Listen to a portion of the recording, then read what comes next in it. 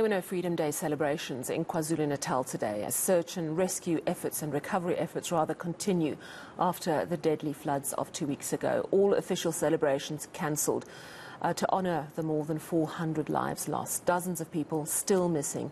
Recovery workers trying once more today to find loved ones buried in the mud or under rubble. Dasen Thathiah has been following some of those operations in the province today and joins us now. Dasen, thank you so much for your time. The official death toll is at 345 lives lost.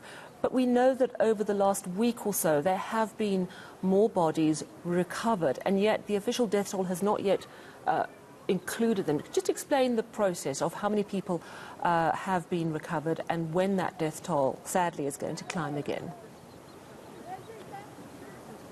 And that's the reality of it. So, you know, right from the start, we all knew that that death toll was going to go up because of the numbers that we were seeing here on the ground. I mean, we were at these scenes, we were with these teams that were working these areas and trying to recover those bodies or trying to rescue in the early days. And we saw the numbers climbing, so it didn't add up. But one needs to understand that there is a process. So even though I may physically be here where a body is recovered, it still takes some time for all of those reports to be collated. There are other teams on the ground, there are other people working on this, and most importantly, it needs to be ascertained whether that person in fact died as a result of the floods. Because you'll remember when the death toll was initially revised, that was because there were a number of deaths that had initially been included which were not actually related to the floods. So there were victims of murders, for example, that were found in there. So all of this very important because we need to get this 100% accurate. But coming back to what you said at the start, sadly, it is going to go up. And you today were with police as they carried out another search. Tell us where they were searching, what did they find? Yeah, so we were in the Ntuzuma area, and why police were called out here was because there were two men, Sibusiso Gwala and Lucky Mthembu, who lived in this area. In fact, Sibusisu's home is not far from where I'm standing. It's just off to the side of me. That was his home where he was actually last seen, or where he was last with friends. And they then raised the alarm a few days later when he hadn't returned. So police teams had come out here after the community had initially performed a search, and then it was at a later stage when they realized that they were getting absolutely no joy and they couldn't locate their loved one. They then called in police, and a report was then opened, and police had come out here. Now, let me tell you about that search, and it made me really think about the type of work that these teams do day in and day out. So you have these loved ones and these families that are desperate, they want answers. So they look to police in this case, and even went out with them, I must add. The community came out with police today as we walked along the river. There's a river not far from where I'm standing now, and that was where he was trying to cross, as well as his friend Lucky Mthembu. That was where they were trying to cross when they were never seen again. And it is painstaking work, and at the same time, there were two canines that were utilized that were leading the kind of search, and there were about 6 members that were there. And it's literally looking at rocks, looking into the water, looking for any signs of anything that could point to where these two men might be. And it really is a horrible thing because you know that at this stage, their chances of survival down there, I mean, even when talking to their families and the community, they believe that they have passed on. It's just now a case of finding their bodies. And that's a really horrible thing to accept. Absolutely. And I suppose it does give some closure once you are able to mourn the body of your departed loved one. So 2 men they were searching for, Sibusiso Gwala and Lucky Mthembu. Did they find either men? No, unfortunately not. So by the end of the search today, and I mean, we're talking about between 10 and 15 kilometers at least that was covered on foot by that team. So they did get through a lot of area. The community said that they had been down there before, so they've also covered that, but they had no joy. So even though it's been done now, the word that I'm getting here on the ground is that this community will not stop. So they want to go back there tomorrow. There might be police that will be joining them once again. but they want to make sure that they can find those bodies, and they do want to bring that kind of closure to these families. In fact, let's listen in to an interview that I conducted with the relative and friend, actually, of Sibusiso Gwala. We were sitting around here at the house around 11, like having a good night. Suddenly, he wanted to go to the shop, buy something. That's where we last saw him, because he tried to cross this river here. He didn't make it, so the river just took him down. That's why we're so worried about him, because now it's over 2 weeks now, looking for him. Ste, at what point did you and your neighbors become worried? So you said that you were all together, he left, he went to the shop. Yeah. When did you start to get worried about the fact that maybe he was missing? After 2 days, because there was never a day where Sibusiso doesn't come home. Every day he checks in at home. He wants food or what money, something like that. But there was no day which will pass without seeing Sibu. So after 2 days, near the 3rd day, it's like we were starting worrying, like what's happening now? Because we were seeing there were floods, people are crying now. We wanted to like get the family closer and see who's here, who's not here.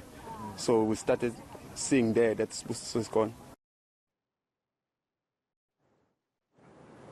Who's here and who's not here. And I mean, every one of those 345 people and more, as we know, has left a gap in a family, a community, a friendship circle. It's incredibly tragic, and it's just so very sad to hear those real stories. You mentioned earlier as well, Dasen, that the people conducting these searches are also in a very difficult situation, that they're all too aware of the anxiety and pressure from the family and the communities, desperate to at least find the body of the loved one. But I would imagine it must take a very serious emotional toll on them as well. How are they doing? Sal, that's a very important question. You know, we've spent so much time with these teams over the past few weeks, and even before that, because we often work with these men and women that do this kind of work regularly.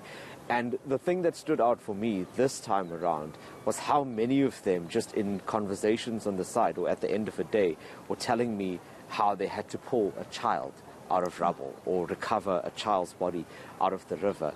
And I think right now that is probably one of the most difficult things that they are dealing with. I mean, any life loss is difficult, any body recovery is difficult, but they have to then look at the positive, and I use that term loosely, in that they are able to return that body to a family. It's really that grim.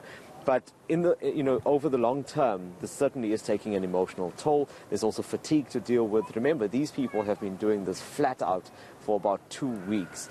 So it's physical work, it's emotionally draining. There is a lot that is riding on this, because there are some areas that even after 2 weeks, there are no sign of these loved ones. That literally means that if they haven't been located, there is a strong possibility that those bodies are in places like this, that they are in rivers and are probably in a high state of decomposition. One of those team members was telling me today that they had searched a particular area about a day or two ago, and the only sign that they found was an elbow that was sticking out of the ground.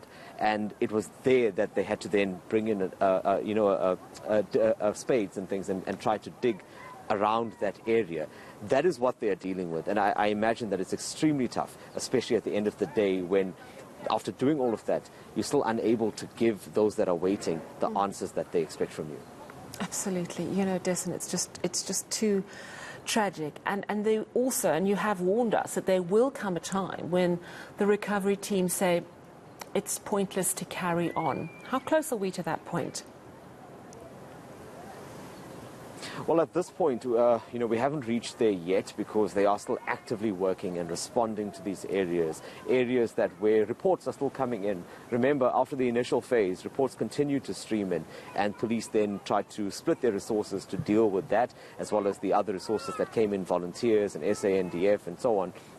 At this point, it hasn't reached that stage, but at a point where they do shut down that joint operations center, and there will come a time, it will then be on a case-by-case basis. So remember, beyond the disaster, these teams still do this kind of work on a daily basis. It's just that it's slightly more coordinated now because of all of the different facets and the different agencies that are involved in this massive effort that we're dealing with. And at what point, because we know that there have been teams from all over the country, are they still in KwaZulu-Natal helping out? Is there a time at which they're going to leave? Yeah, so there's an interesting part of it when it comes to that, Sal, is that there was almost a rotation. So we saw the initial teams that came in and supported the local crews. So they had come in from other parts of the country, Cape Town and Johannesburg. And after a few days, they then almost rotated, and we saw other teams coming in and also lending assistance. And remember, this is very important because they still have responsibilities wherever it is that they've come from. So they could deploy resources here, but definitely not indefinitely. They had to withdraw them at some point. But the number has been bolstered by the additional people that are coming in. So they're still very much hard at work, and they have the resources such as, the aircraft that are there, the vessels that are used, the ground crews that are on the road. And some of these places are extremely difficult to get to. So fortunately for now, Sal, in terms of resources, I guess they'll never be enough. But at the moment, they are making do with what they have to try to reach as many people as they can. Well, thank you so much for that update. eNCA senior reporter Dasen Thathiah.